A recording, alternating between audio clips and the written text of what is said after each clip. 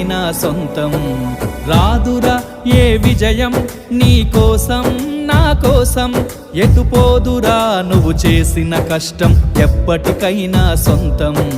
కాలంతో పయనించేవాడికి కానిది ఏముంది, సాధనతోనే సాధ్యమవ్వునని సదాశయంతో సాగర ముందుకు. రాదురా ఏ విజయం నీ కోసం నా కోసం, ఎటుపోదురా నువ్వు చేసిన కష్టం ఎప్పటికైనా సొంతం.